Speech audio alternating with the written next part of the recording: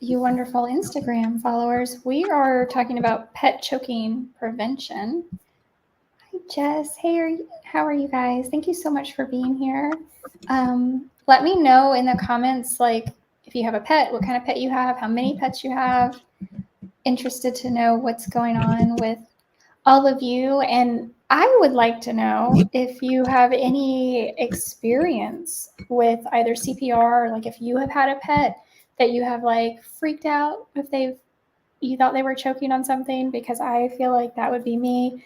I don't know if I do well. Hi, Jess. You have 2 cats. Thank you so much for joining us. I don't know that I would do well. What about you, Isabel? I don't Hi, have everybody on YouTube and Facebook. Did I sent you a request? Okay. Oh. Thank you for joining us for the weekly pet roundup on what is it? Facebook. FaceTime, Facebook. I keep accepting. I'm here. Are you here? Oh, you're here. Yay. Okay. Okay, and then I'm covering my wound here. SKS Canine Dog Training has a 6-month-old Belgian Malinois. Okay. Kudos to you for taking on a dog. Better you than me, that's for sure. So, is this the first year that Bow Wow Labs and Dr. Judy Morgan collaborated to create like an awareness day, which was June 22nd, right? If I'm getting that correct. That's right. Bow Wow Labs has a really cool device. So I'm sure that's why they collaborate. They're the ones that collaborated with Dr. Judy Morgan to create, National Pet Choking Prevention Day. So, there's an echo? I don't hear it. I'm sorry. Do you hear an echo, Isabel? I do not. Oh, you are frozen on Instagram, though. I wonder if There is an echo now. I hear it now. Really? I wonder what... Is it me I'm echoing? No, it's like repeating. Oh! Am I frozen on Instagram? Yeah. It says... Well, I feel like it's delayed on Instagram. Oh, I wonder if that's the issue. No problem. Okay, thank you so much for the input. Her words, not mine. Yeah, do you want to, I don't know, do you want to... I'm listening to you in 2 different places, so I don't know which one's actually speaking to me. I'm speaking to you. I'm going to get out of, Instagram dropped me. Oh, I still see you on the screen, but you're frozen. This is real life right here, so we are good here. Yeah. But I was listening to you on Insta, and it's like... Let me see if I can... You're like delayed back there. I mean, I know Instagram normally has a little bit of a delay, but I don't even see how to there's like a big delay for me. Let me get out completely from Insta. Maybe it's my Insta that's messing us up. But I mean, we're good here on Facebook and YouTube as far as I'm concerned. I joined again here. So, I don't know. Oh, did you end it? No. Like, you're still on my screen. It's telling me that you ended it. Oh. No, you're still on my screen, but it's telling... Maybe I should end it and we'll try to start it again. Yeah, it doesn't show me that you're live right now. Okay, guys, thank you so much for being here. If you are still watching, we're having technical difficulties, so I'm just gonna end it and we're gonna come right back. But on Facebook and YouTube, don't go anywhere. We are good to go there. Yes, we're good to go on Facebook and YouTube, unless you just want to... Nope, I don't. We can discard that. So who is with us on Facebook and Instagram while I try to start this again? My cat is screaming also. We've had a weekend here. Okay, we'll try this again. On Instagram, the mini split went out in the cat room, so they're in the house and they don't like it when I have to shut the door. But I can't be there to watch them, so I had to shut the door. So now they're yelling. Oh boy. Okay. Okay, see, you're still on a little delay here, All right. but I haven't joined you yet. So I see. send request, sent. Okay. And I am accepting the request. Thank you guys so much for coming back and joining us again. So many of you were here and are back. And there's Isabel. Yay. And I hear you at the same place, the Oh, same good. pace on both. So this is great. We are good now. We are. So pet choking prevention. So there are many pet choking awareness and prevention days.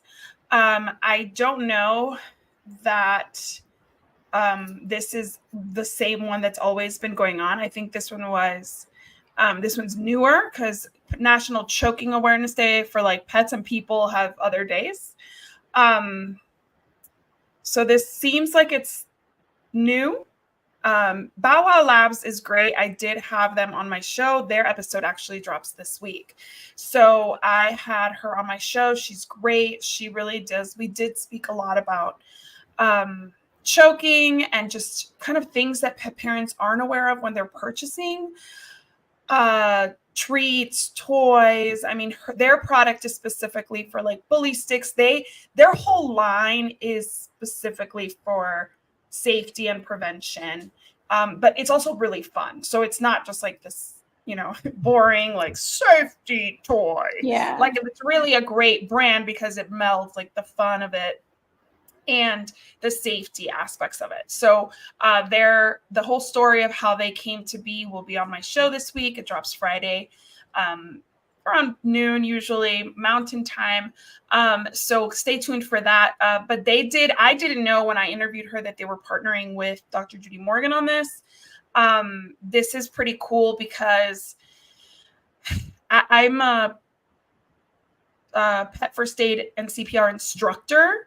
And I taught a lot of pet professionals in Northern Virginia as an instructor. And I taught a lot of parents, mostly professionals came, like groomers and pet sitters and stuff. But I did teach a lot of parents, like mostly our clients at the WAG Pack. And most of them were like really surprised about the conversation about choking because I don't think they realized how common it is. And I definitely don't think they knew what you would do in that situation, right? Like they were relieved we were talking about it, but it was kind of one of those things like, oh yeah, definitely did not think about that.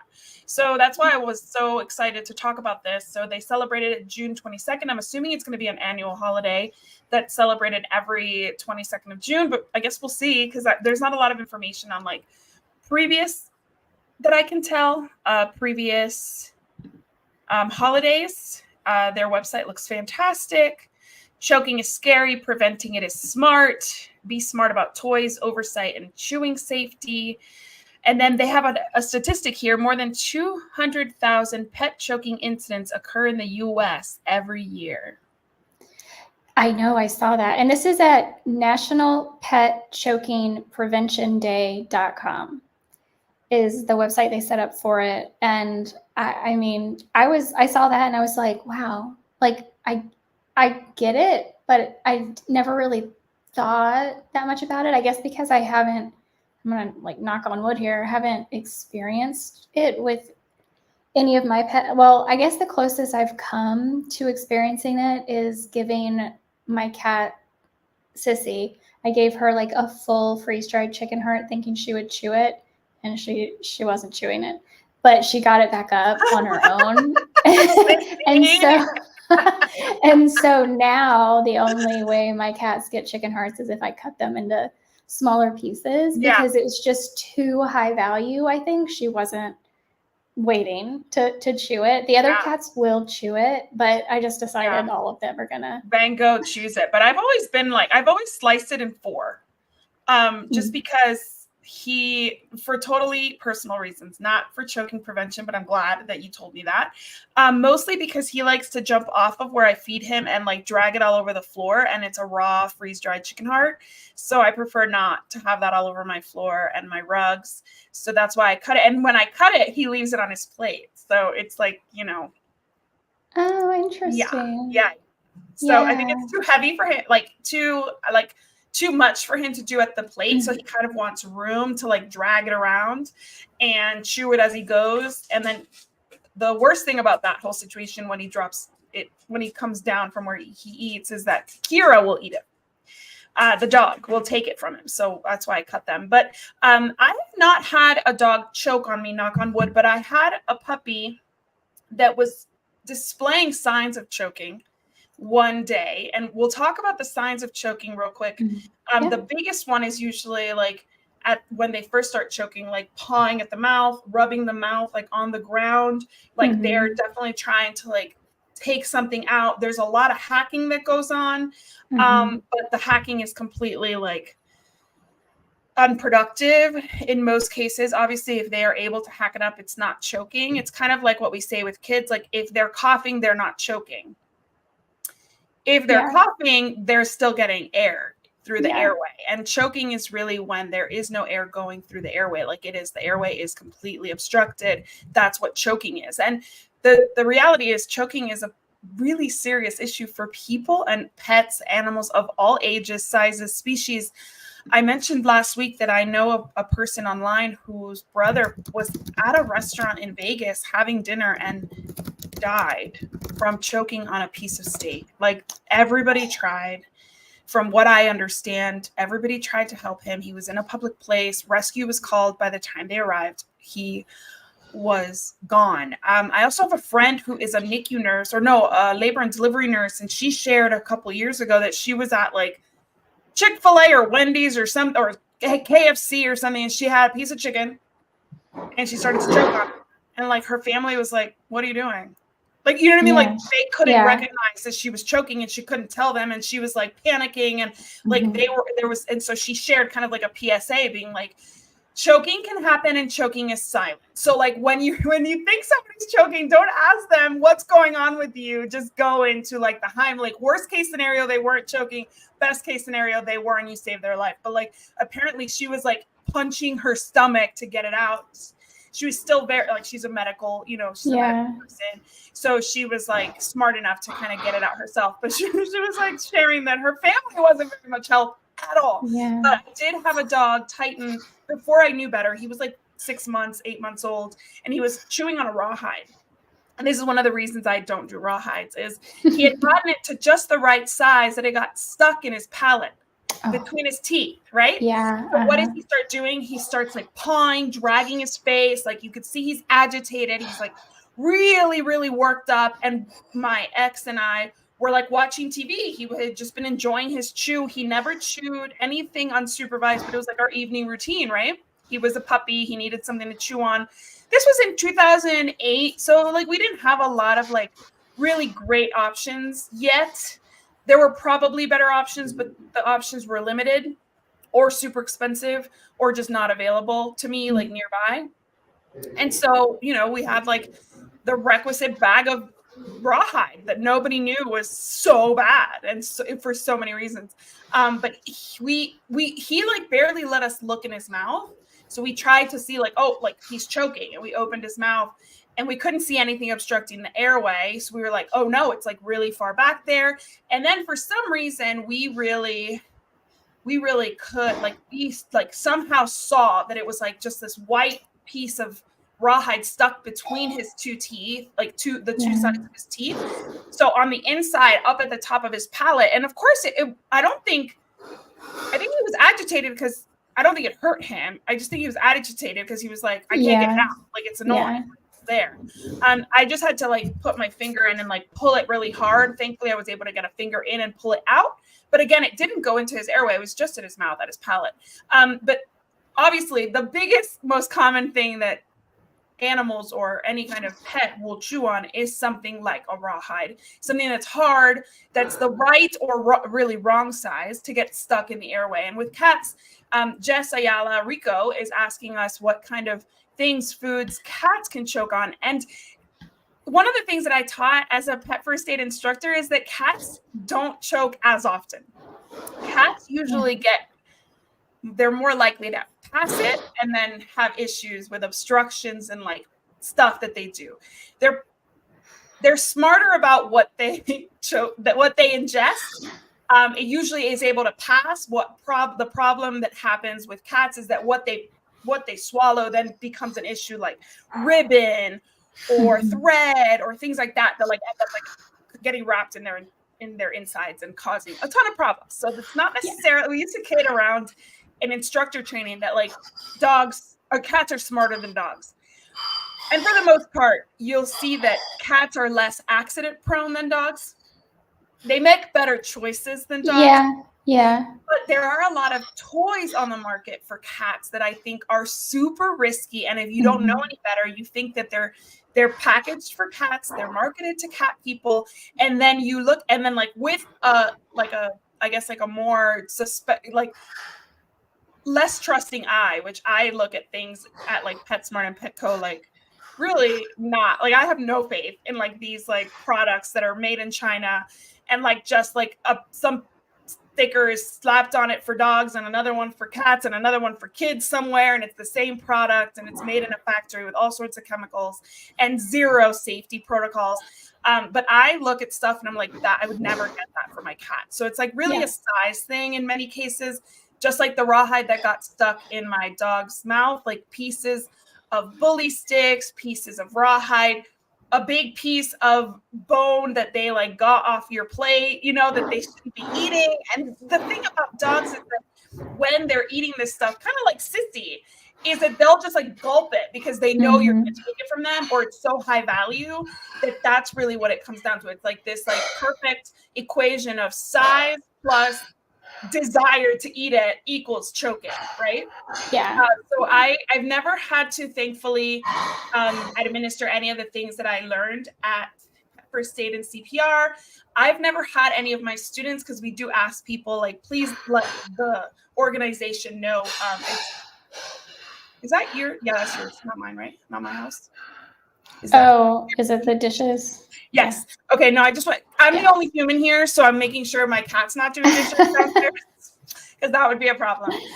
But yeah, I'm certified through Pet Tech, and Pet Tech asks people like, please let us know if ever you use CPR, you use the choking protocol, the bleeding protocols, whatever we teach you, let us know. And of course, they would inform Pet Tech, but Pet Tech would inform me. And I've never had anybody had to use it, but I have had people in my class be like, yeah, my dog choked and eventually got it out. And I do think that that's the most common scenario, is your pet's going to choke, and then they're going to personally be able to get it out. And from our perspective as instructors, that's what you do. You let them try to get it out. You don't really mess with it. Sometimes in trying to help, we can actually push it further in and get it further into the airway, which will make it harder for them to get it out. So really what we taught was prevention, and then emergency response. Your pet passed out. Now you're doing you try the Heimlich, you try, like we do CPR. Basically like the compressions are supposed to help without any kind of rescue breathing. You're just like push on the abdomen or on the ribs so that you can try to move it, and you keep opening the mouth to see if it comes out. But the idea is to like push it up and out. But at that point, like you have seconds to get it out because your pet's already unconscious. So we went from like one extreme of prevention to emergency response, and in the middle, just let's hope the pet can get it out. Yeah, that makes so much sense. Yeah, I mean, it's the same thing as with, especially with like babies or kids. Like, you don't want to go sticking your finger in there. You don't, unless you can open the muzzle and actually see it, and like use a tweezer or your fingers to get it out, or like do a sweep with your pinky. You're not going any further than that, right? Because again, like, you could make it so much worse. You can shove it in there in like your desperation and your fear.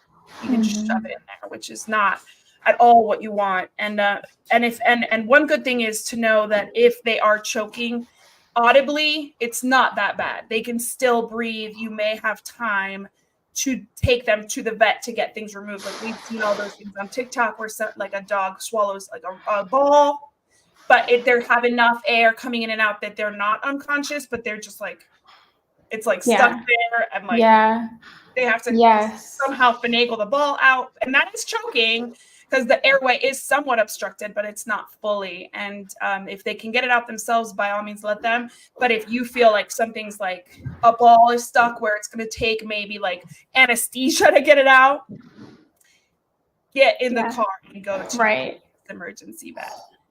That's so scary. That's so scary. And that's why we're talking about prevention today, because it really is a matter of, I think most people don't know. So completely unrelated, but this weekend on Friday, I asked my husband to go to a florist and get flowers for a friend of ours who lost her father. And so he comes home before me and he puts the flowers. Sympathy flowers often come with lilies. And he leaves them on my dining table where the cat's always around. And I come in and I'm like, the first thing I see is like lilies in my house, right? My husband has had cats. He's hand-raised kittens. He is, married to me, and he had no idea. He had no idea that lilies could be completely and horribly toxic. And then I'm like, get it out of the house. Yeah. And he's like putting it down on the floor while he puts his shoes on. And I'm like, the pollen is the issue. So you're putting the pollen on our floor as you put this basket of flowers, this huge arrangement down. Get it out. I'll hand you your shoes when you're outside. Like, that's how urgent it was for me, just because I don't want to worry that there's like lily pollen all over the house. And I have one cat and he's not a huge cat, so I don't think it would take a lot to make him really sick. But a lot of people don't know, especially when it comes to choking. It's like, I'm telling you, when we had a notebook, a workbook for our class. And when we got to choking protocol, people would be like, choking? Like, did you not think that like anything with an airway can choke? Yeah. Yeah, I know. I thought about it. So they have a list on the website of the top choking hazards for dogs and cats. And I wasn't surprised by any of it. For dogs, balls, which you were just talking about. I know Kim is not, she's not a ball kind of, I've never had it. I've always had small dogs.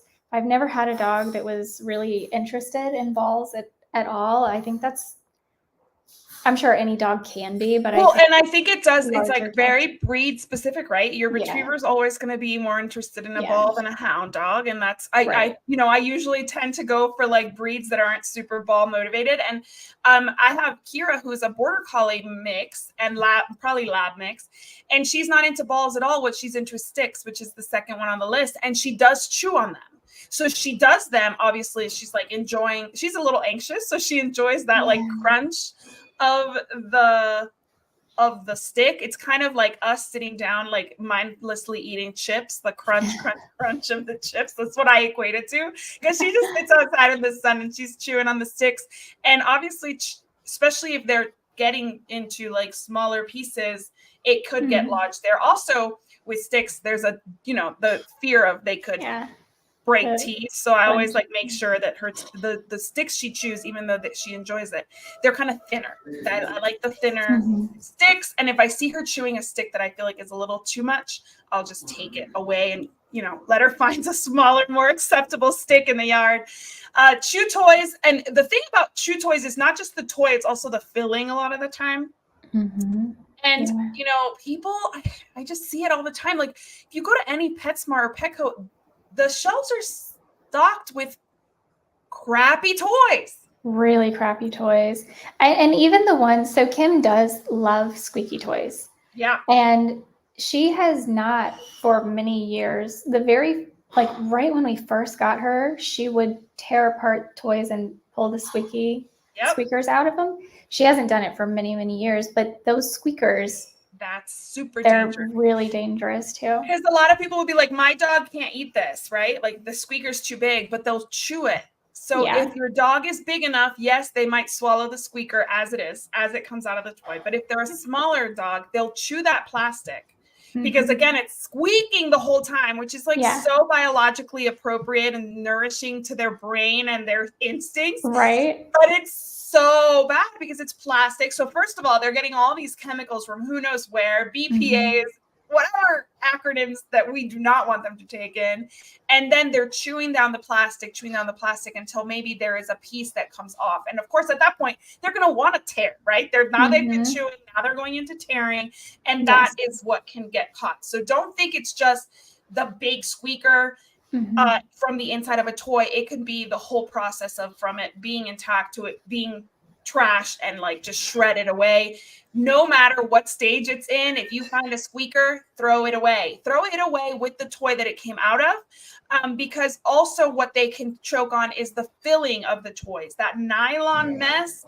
And this is why I always say, like, I'm in a buy nothing group and I see people being like, I have these stuffies, does anybody want them for their kids or their dogs? And I'm like, no. Because a lot of stuffies, let's talk about Beanie Babies, are full of stuff that is not meant for canine or feline or child consumption, but children don't chew on things. So they were perfectly fine for your child. Your child outgrew them. And now you think, oh, I'll just give it to the dog. Yeah. But like those beans are not only super toxic, they can be a choking hazard. They can be a bowel obstruction hazard. They can be so many hazards. So one, the toy always has to be of good quality. Pay the extra money for the really strong toys. Two, they need to be species appropriate. And I don't care how much you spent on it. The second it's broken, it's trash. Yeah.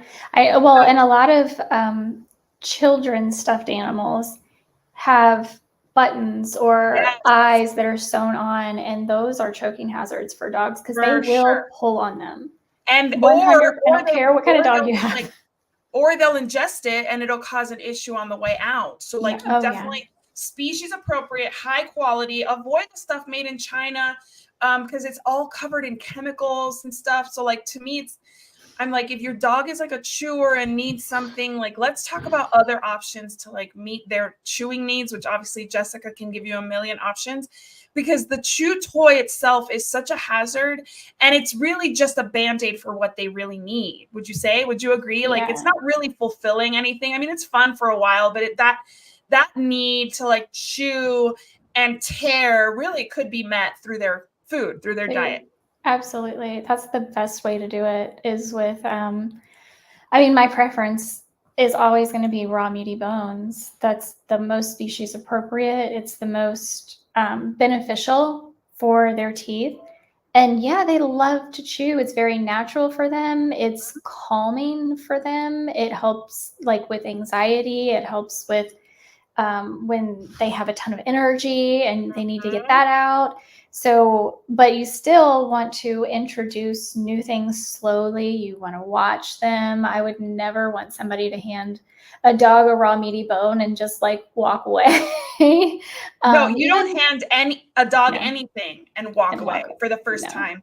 Because again, going back to chew toys, depending on how avid of a chewer your dog is, that chew toy could be open, disemboweled in 5 minutes. So like you went to the bathroom and came back and they've already ingested the squeaky part. So definitely don't, like, if it's something new, always be there, always. Well, speaking of diet, right? Like a lot of people would call bully sticks and long-term chews diet. Those are not diet. Those are the equivalent of gum. Like I would equate them to like us chewing gum. There's no nutritional value. I don't care how much xylitol is in it. It's not gonna keep you from going to the dentist. These bully sticks are not gonna do that either for your dog. As much as it might be labeled as a dental chew, it's not doing any of that. So you might think it's diet, right? It's a snack, it's a treat. It's not. It's the equivalent of a toy, it's the equivalent of a, what is it? The fidget toys. Oh, yeah. That's basically what it is. It's like an edible fidget toy, which is, whether or not it's truly edible is arguable, right? That's exactly what I was thinking. So many of them. It's packaged as edible, but it shouldn't be. So bully sticks and long-term chews. Long-term chews are like the rawhide that I talked about with my dogs. And you know what's funny? We didn't learn our lesson there. We just went to the vet and got the dental chews that were way bigger after that. So that's what the vet told us to do at that time. Again, it was 2008. And he was very conventional. He was very good. No hate on him. But he was like, just get the next size up. So like if there's a chew that is like for a 40-pound dog, get the one for the 80-pound dog. And that should solve your problem. I mean, Thankfully, we never had any obstruction issues or choking incidents again, but definitely not the best advice. That's not something I think vets would tell us now. I hope not. Who One knows, would though? hope. Who knows, though? And then the last one is food packaging, which is really funny. I don't know if anybody here watches Bravo as much as I do, but there was an incident on a show recently, Vanderpump Rules, where there was a couple who he cheated with a friend of hers, huge. It's called Scandival. This whole thing. I mean, if you've been on the planet in the past year, you've heard about Scandival. CNN even heard. I have not. Well, you don't listen to CNN. I know you don't listen to CNN, but there was a whole conversation about how it was on CNN, and he was like, "I didn't do anything to land on CNN." So anyway, he and she were sharing a house together. She has a dog. The dog was not in her room. She had left some takeout, some skewers, like satay skewers, and the packaging that it came in, because she works like a ton, and she's like traveling the world with all these engagements and stuff. And she had like ordered food, fallen asleep, left it there, whatever, walked out the door the next day and closed the door. For whatever reason, he and like the AC tech guy need to come in to check to the room. Of course, the dog smells the leftover chicken satay and the sticks that they were on and goes to town. Like I think somebody closed her in there and like left her in there long enough where she ate through the packaging. She ate the satay sticks, like they're sticks. They are, what are they called? Skewers. Skewers. So like pointy things that she ate, she ingested. And when Ariana Maddox got home, she realized her dog had done that and had to rush her dog to the vet. I can't remember how much the bill was, but if you know this story, comment below and let me know. But it was like $5,000, and she was like fighting for her life because of this food packaging she had left. And of course, the conversation becomes like, who do we blame in this situation? But the biggest thing is prevention. Like, I don't care how tired you are. I don't care how early you leave. There shouldn't be any food packaging anywhere in your home that will tempt your dogs. I mean, like a pizza box could become a choking hazard because they'll chew what's left of like the melted cheese on the bottom of the pizza box. It's hard cardboard. It can be so like something is like kind of like minor, right? We think of a pizza box, like no dog's going to eat that. Like a food motivated dog will eat that. Kira, I don't consider Kira super food motivated. Like she is, but not to the point where like my hound dog, my counter surfer was. And Kira will chew like packaging just for the flavor of it. Mm-hmm. Like if my kids leave, like the bottom of a cupcake, you better believe that my dog's going to ingest that. So I've told them a million times, like the second you're done with this, like this cupcake wrapper or like anything on a muffin, you throw it straight in the trash, or you at least leave it on your plate because she doesn't counter serve. So any food packaging, anything that smells like food, anything that has food in it, anything that has melted cheese on it, even if there was like a cool breeze that like made the steak like that you were cooking hit this thing, your dog might eat it. So just be really careful with food packaging. I mean, you can't blame them. Yeah, no. And I mean, I've seen so many posts on social media about food packaging specifically because it is things that it's always something you don't think about, like a chip bag. And they suffocate. The chip bag. Right? The chip bag is so dangerous. Like in so many ways, dogs have asphyxiated because they get into it and they're breathing and it like suctions onto their muzzle and they asphyxiate. Dogs chewing it and eating it. I mean, it's like made of like some thin aluminum weird, like mylar or something. It's really not good. No. And I mean, one of the things, and this is I think one of the hardest things to get through to people, even people who are like quote unquote dog people, they don't seem to understand that training is about them and not their pet more. For sure. Like it's like 95% people training. And that means environmental management. And people don't like, even when you bring it up to them, they're like, no. I'm not doing that. Or the same happens with kids, like where it's like the kid's fault that like they ate the candy that you left out the night before. it's a child. Like Yeah. you leave candy in front of a child, they're going to eat it. I don't care how many times you told them not to. And a dog's going to do the same thing. Like it's not about the dog. Like the dog, if you put you could test 5,000 dogs and put them in a room with a steak, and that steak, I don't care how well that dog is going to eventually, like depending on how long you leave them in there, is going to get eaten. Same with my kid. It's not the steak, but the candy. Yeah.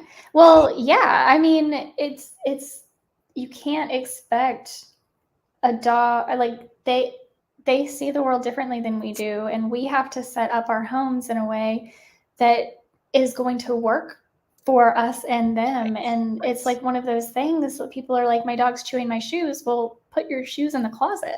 Okay. And they don't want to do it, right? I'm so happy you said that. I do want to acknowledge I barefoot 7 or L barefoot 7. Yeah. I'm sorry, I don't know your pronouns, but my brother lost his border collie due to it went snout first into a potato chip bag and smothered. Very sad. And actually, it wasn't until a few years ago that I even knew that was a possibility, because it was kind of happening a lot more.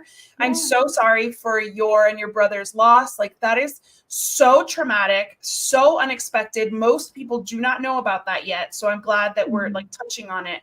I actually remember as a professional pet sitter going into a beagle's house. So that, we can always want to like blame the pet parent too, but this beagle had knocked over the trash and gone into it. Why? Because they had left something smelly in there. And when I got there, I had to pick up like a crime scene of like what smelled like rotting food, groceries, eggs, eggshells, I don't know what else, chocolate mixed with eggs. It was horrible. I did not enjoy it. The dog, luckily, she ate only the edible stuff because she was a beagle, and all she wanted was the truly edible stuff. So like some raw eggshells, she enjoyed them. Maybe it hurt on the way out because she ate a lot of them. She couldn't digest that many at one time, but she did fine. But obviously that family learned that day that having a trash can wasn't enough. They had to have a trash can with some kind of lock on it, and preferably put away from her under a cabinet or in a pantry or something, so that the dog wouldn't be tempted. Because like even if she knocks it over and like can't open it because of the lock, it's still going to make a mess. They're just going to dent the trash can and throw it all over the house. So like it's about learning the dog that you have, the drive that they have, and making sure that you appeal to them. And like never again did we have that issue, because they like that family, they were impressed with her, her fervor for trash, and they never let it happen again. So like when you don't know what you don't know. But then when you do know, it's not like, don't leave it up to chance. Like now you know about choking hazards. Now you know about potato chips and things. Now you know that beagles eat trash. I mean, not that you didn't know that. If you have a beagle, you knew that. I think a beagle will eat anything. Exactly. So like if you share your life with a beagle and you didn't know that, we got bigger issues. Exactly. We have bigger issues. But yeah, I think it's really important to know that like they are scavengers, right? Like we're talking about dogs right now. And like, what does a scavenger do? Like they are opportunists. Like they're going to find an opportunity and they're going to follow through with it, unless you're there to stop them, which is why we say like supervision, right? Yes. Always, if your dog is doing something, like it's kind of like kids in many ways, like where you give them a toy, and then if they're like, instead of stacking the blocks, they're like throwing them through the window, take the blocks, right? Like they're not using the toy in the way it was intended. Same with your dog. If your dog is given a toy or food, like is next to food and is like acting crazy, you have guests over, July 4th's coming up, like if you have skewers of fruit that you've made, with a Pinterest recipe and they look all beautiful, don't leave your dog near them. Don't leave your dog near the grilled skewers of meat. Like just prevent and manage the situation so that you're not tempting them with it. Because the second you get, tied up and you're like making a cocktail or playing whatever nonsense you're playing on July 4th, like your dog's eating the skewers and the meat and the aluminum foil, all of that. So they might choke, and they might also end up with an obstruction and with a puncture and who knows what else from like one skewer off your grill. Right. Well, and that reminds me too, it normally doesn't come up unless there's some sort of resource guarding, but I have been in so many homes where people tell me that they have a resource guarder and there are bones everywhere. And I'm like, can we pick these up? Yeah, exactly. But that's also a choking hazard because Of you course. don't know if you have bones everywhere, chew toys everywhere, or any sort of chew, and they have full access to them whenever they want, wherever they want. You don't know what stages these different chews are in, and when they get to a point, you gotta take them away. I mean, Yeah, you they gotta become a throw them choking in the hazard. trash. Exactly. Mm-hmm. Yeah. And that point is different depending on the size of your dog, but once they get there, you've gotta that chew is done. I remember as a professional pet sitter, a lot of people who were crating their dogs were like, can you give them a rawhide when we put them in? I'm like, no, absolutely not. I'm not going to lure your dog into their death trap with like the thing that's going to kill them. No, thank you. Yeah. I'm good. Like they can choke even in their crates. They can choke on like bedding and bed stuffing and their own like harnesses. So we were super careful to be like, I see a lot of bedding. Has your dog ever shown signs of chewing? Because if the second I see a tiny bit of like fluff coming out of that blanket, he's going bare in there. Like there is nothing coming in there. And like, we would always take harnesses off. Even when people are like, oh, leave the harness on. I'm like, not if he's crated, because they can start chewing on it. And like that nylon is thick and it's not meant to be ingested. So there's a lot of little ways that we don't realize we're like setting our dogs up for like a really dangerous thing. So if you are crating and you want to give them something like a Kong frozen with something in it is fine, because there's nothing really like small that's going to get.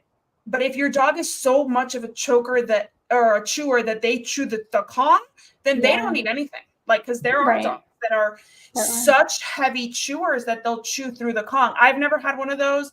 They would lose interest and fall asleep eventually. But we would use any kind of like cheese stuffing, like the Cheese Whiz or like peanut butter when it was recommended before we knew better. So all these things we can do. And honestly, you could even just put like frozen beef broth in there and like, you know what I mean? Like whatever. Yeah. It's like any kind of cream, something that they'll just lick and relax with, but nothing that they can chew apart, tear, and then choke on. And then what happens? You come home to that. Yeah. You come home to taking a pet lifeless out of their crate. I mean, if you're not doing it for prevention for your pet's sake, do it for your heart's sake, because I don't know who can recover from that. Like that's such a traumatic and horrible situation, which I'm sure people have experienced. So my heart goes out to you. And I mean, not for nothing, it's not exactly choking, but it popped into my head.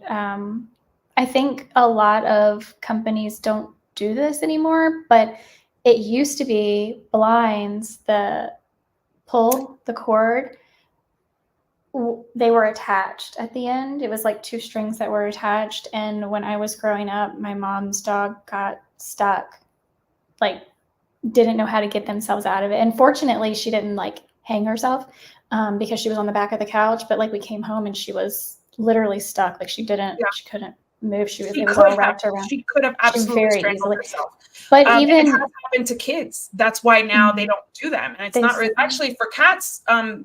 The window is one of the things. So like for me, when I had my kids, I was very nervous. I was very I had postpartum anxiety super bad. And I was terrified of any blinds anywhere, because I saw a video of a little kid literally in his family room with his parents there, his mother, his siblings there, and he got caught and he panicked. So he's like turning around, making it worse, which, if a little kid's doing that, pets are going to do that too. Oh, yeah. Yeah. And thankfully the mom, like one of the kids noticed, what's he doing? Mom went and untied him and he was like almost passed out. Like that could have ended his life so quickly. And I think this was a long time ago. She was at the time that I had my kid active and like educating people, because again, like until you hear a story like that, you don't think anything of it. And I have blinds actually in this room. And what I've done is I completely pull them up and that string goes on the curtain rod, like wrapped. So, and if it ever comes loose, I'm ready to like change these and I will soon, but I would even like cut that thing and just like leave them up forever. Like, I don't even care, because It's so dangerous. And another thing that they have on these cords is the little bell looking thing at the bottom. Mm-hmm. And if it's like dragging on the floor and your pet is bored, they're going to start chewing on that. Yeah. And so you have to be careful with your pet having toys that entertain them that aren't like attached to like a string that could kill them, or like a piece of plastic that can come off of it and then choke them.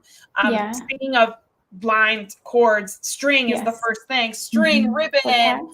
Around Christmas, like I did not put any ribbon on any of my gifts. Like they were wrapped in paper, but that was it. Like there was nothing else. And if I need to wrap something, I will put like one of those big pom-poms on it that are so 1985. But like that's all I use here because I'm really scared. And with little kids, it's really scary because they are always coming home with like these little see-through strings for like making bracelets and stuff. And like that's so dangerous because not only can they choke on them, but they can also like get them all tangled up in their belly if they do get them down successfully. So that's so hard to even prevent. One thing I learned pretty early on was that when a cat does ingest like a piece of string or something similar to string, even if they do start to pass it and it doesn't come all the way out, never pull on it, because you have no idea how intertwined and tangled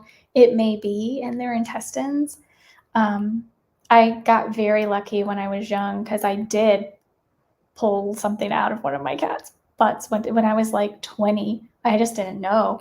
I did that for a dog that I was taking care of, and he was like struggling, and I saw that there was something, and it was like a sock this long.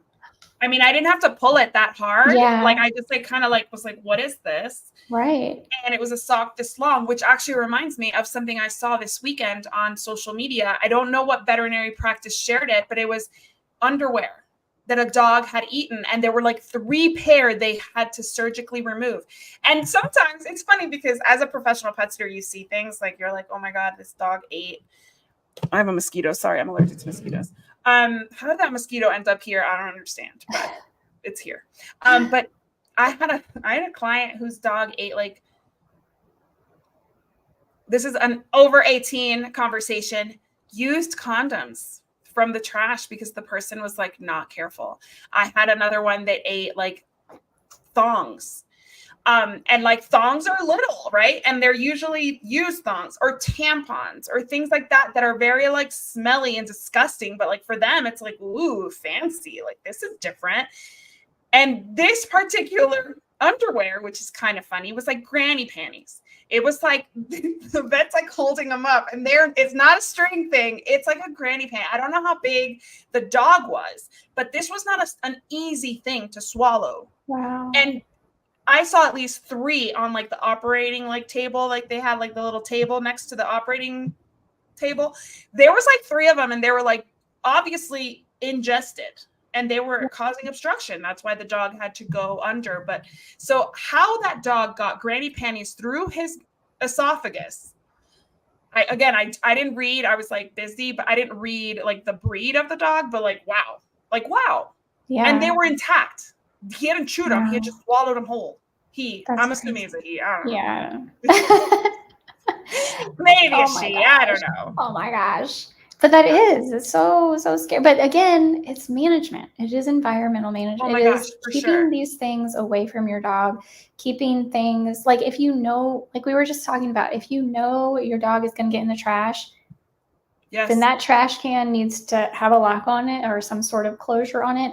Put it in the pantry. I get so much pushback from people on that too. I'm like, and like the trash can in the bathroom, like if the trash can in the bathroom is one of those little ones with just like a little baggie, and you have a dog that eats tampons or eats condoms or eats whatever you throw in there, get one that's covered. Like they sell them at TJ Maxx for $19.99. Like Home Goods has a ton of options. They're metal, they're great. Yeah.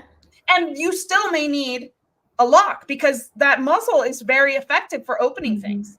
So you still may need a lock. So just know that if you have a dog that's motivated or a cat that's motivated by things, my cat's he is very food motivated. So he has my husband made food, and thinking that he was doing the right thing, he like left me food, but he put another plate on top of it, like an actual plate on top of it. Yeah. And I had gotten home and I was already in the kitchen, but I hadn't eaten yet. And I could see Van Gogh like pushing the plate off.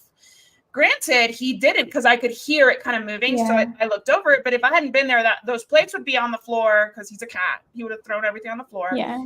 And he would have eaten whatever was there, because he was into it, like the smell of it. So it's not just dogs. It just depends on the individual for sure. Mhm. But it's one of those things that like your dog and cat will get into whatever appeals to them. So it's your job to keep them from getting into it. And then so the next one here is fishing pole type toys, which again, it's any toy, like any toy that's a string, right? So what I do is I actually, because I have little kids that kind of swing the wand toys like there's some kind of crazy, like, I don't know what.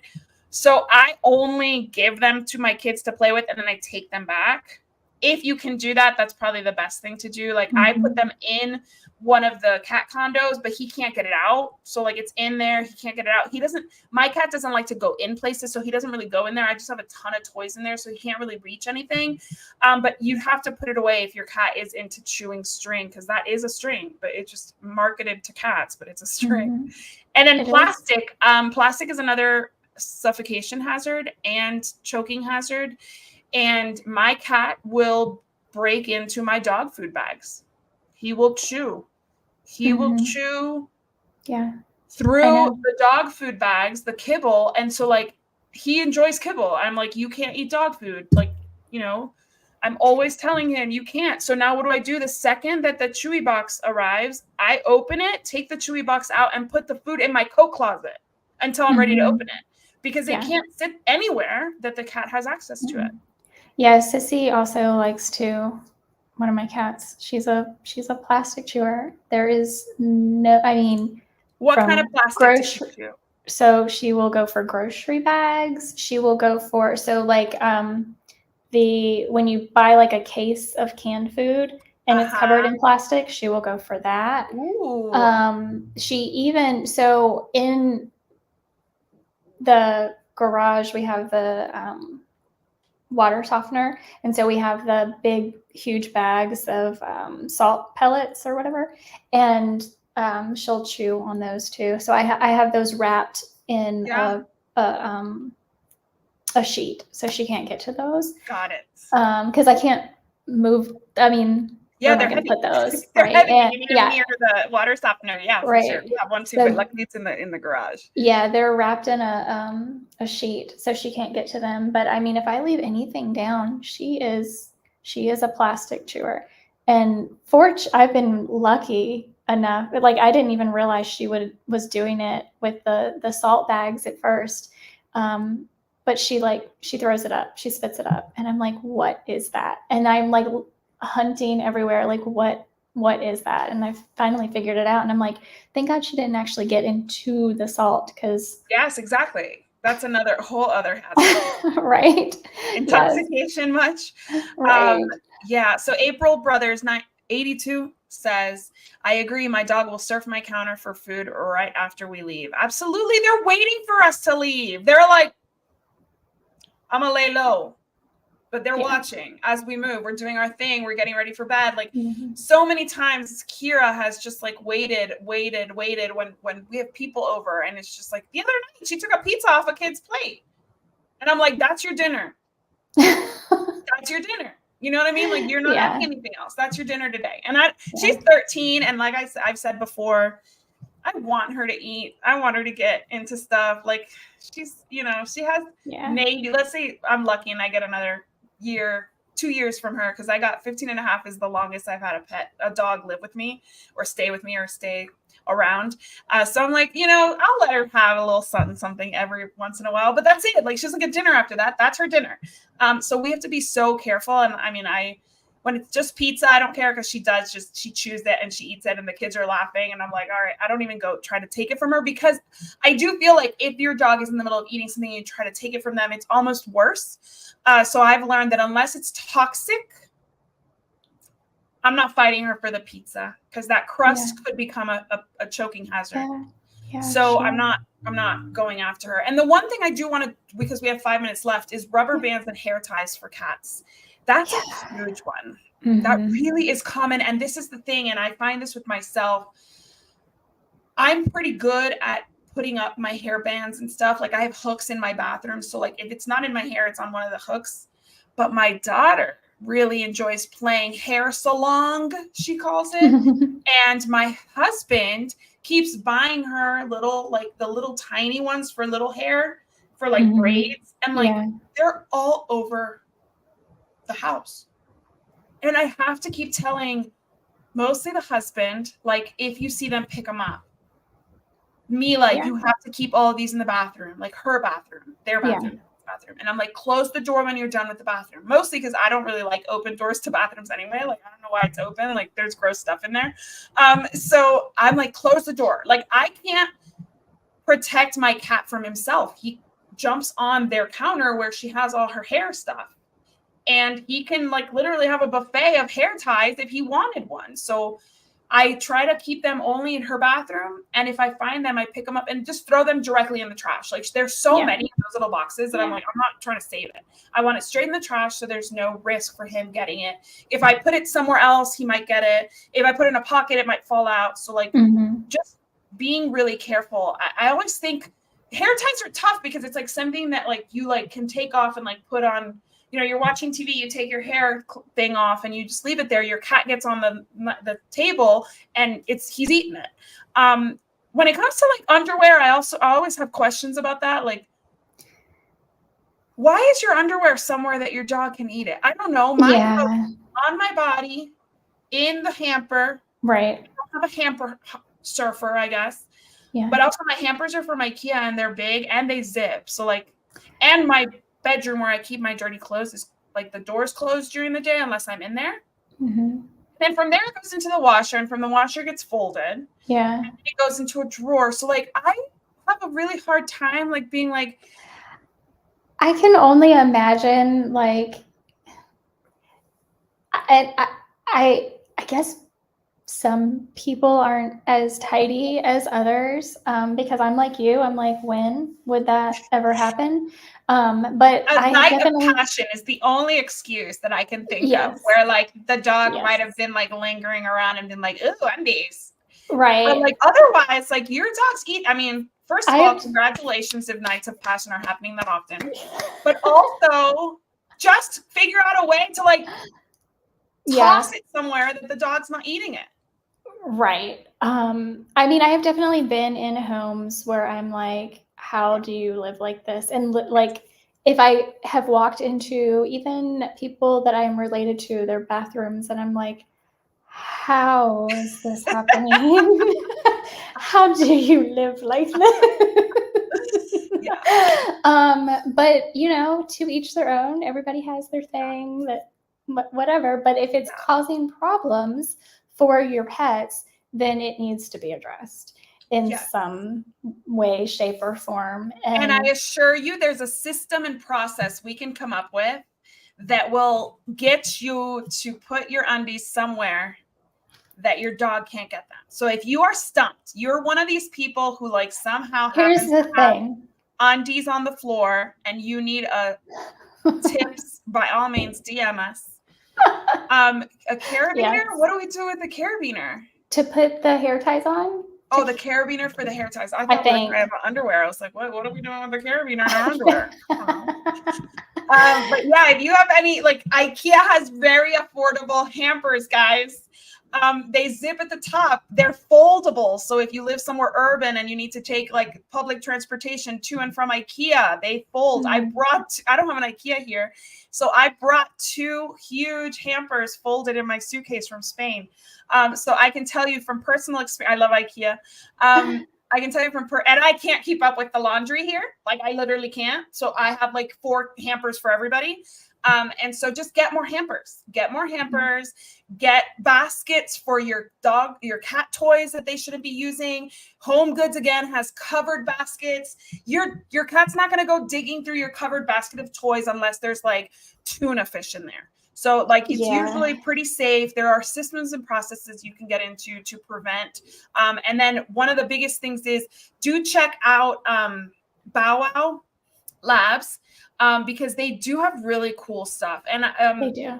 they talk about size matters, knowing your pet, not leaving your pet unattended. It does matter as well. It does matter. We've talked about it before. Size always matters. And take care with multi-species households. Let me tell you, that has been really eye-opening with my husband. My husband has, we've had dogs for so long. And then when we had the kittens, they were so little and we had them in a room. Like we gave up our master bedroom to like make that the kitty, because we have 5 of them and we were hand raising them and you have a lot of accoutrement and then they're climbing the curtains and stuff. And you don't want that around your house. And I had a dog that would eat them. So like we had to keep them contained until they were adopted. So like he hadn't had like a free roaming cat.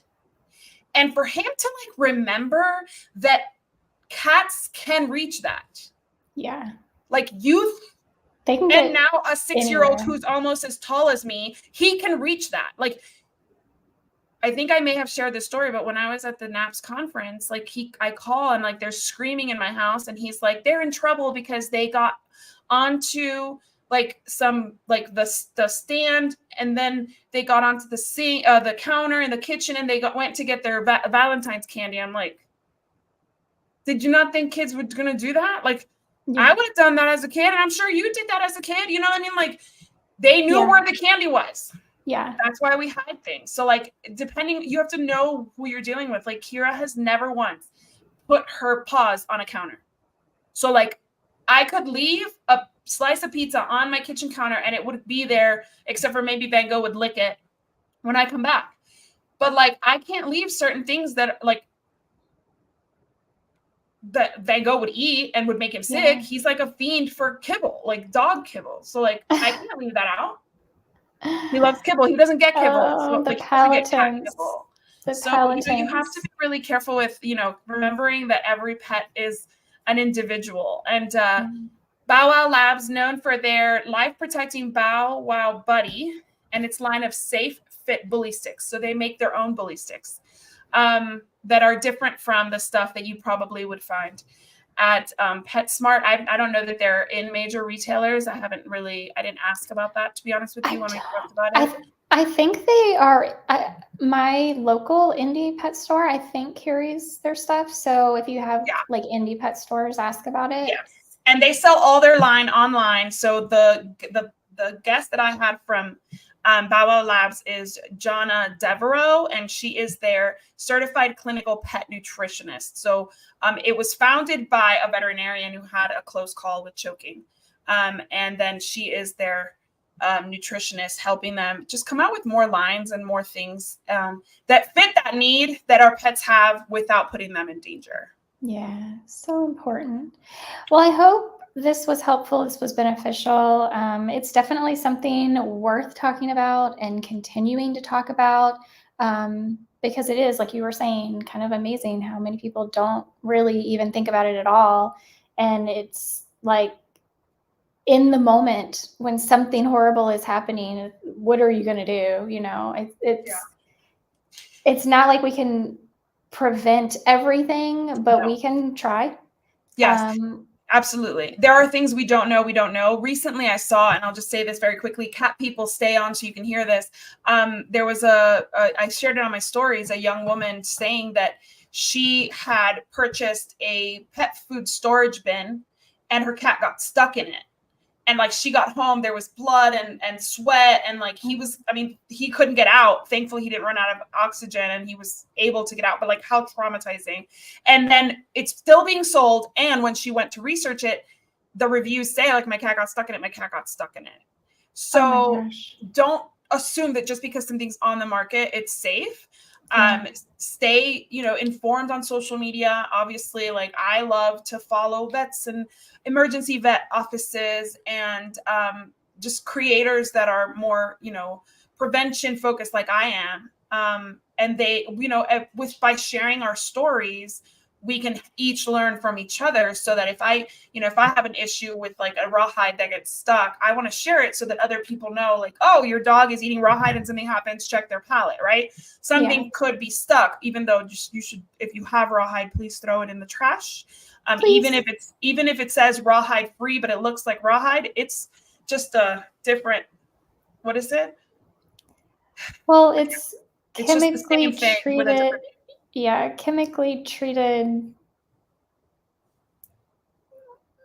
rawhide, right? Chemically treated, bleached, and then glue, and it's just nasty. All of it, It's even if it's not the hide of a cow, they're coming up with something that looks just like it, functions just like it, and it's just as dangerous as the original. So don't spend your money on that stuff. And if ever you need tips on what to do instead, I'm sure Jessica would be happy to do a little reel for you and give you some tips on nutritious, healthy snacks and chews that you can incorporate into your pet's diet instead of risking it with the stuff that you buy at the store, which, by the way, is super overpriced. Stop throwing your money at that stuff.